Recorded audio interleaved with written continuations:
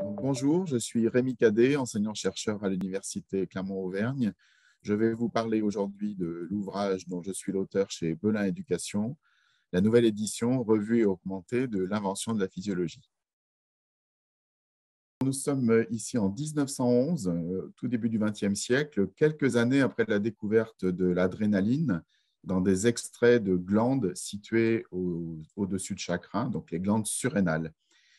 Le biologiste Walter Cannon, qui est ici à l'écran, étudie le comportement du chat lorsqu'il est agressé et cherche à savoir si les glandes surrénales sont impliquées. En fait, il veut savoir si un chat agressé sécrète de l'adrénaline.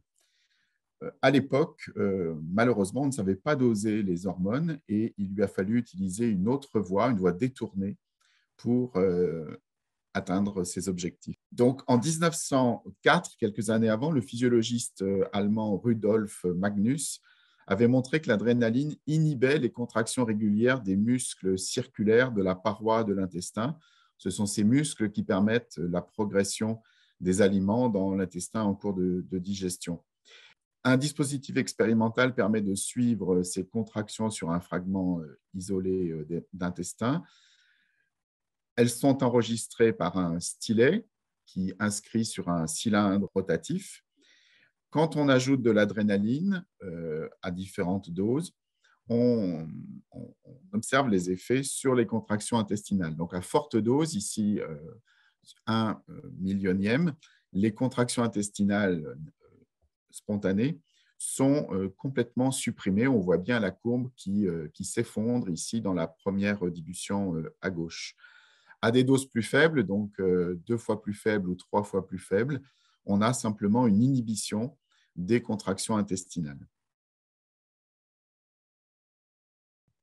Alors, voilà les chats et les chiens. Donc, le chien fait son apparition dans une deuxième expérience. Donc, Cannon va comparer la réponse du chat qui a été placé dans un environnement calme et celle d'un chat qui est exposé aux aboiements d'un chien particulièrement agressif.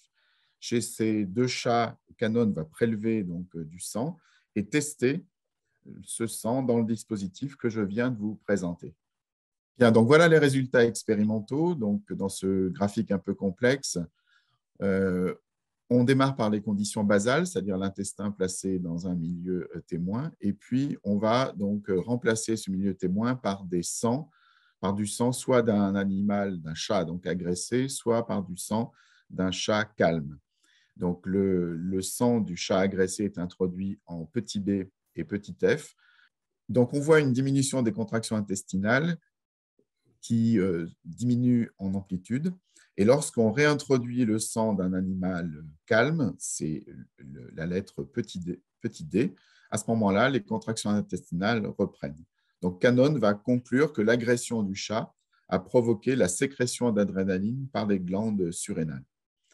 Donc, durant toute la moitié du XXe siècle, d'autres expériences que je décris dans le livre montreront que ce résultat est transposable chez l'être humain.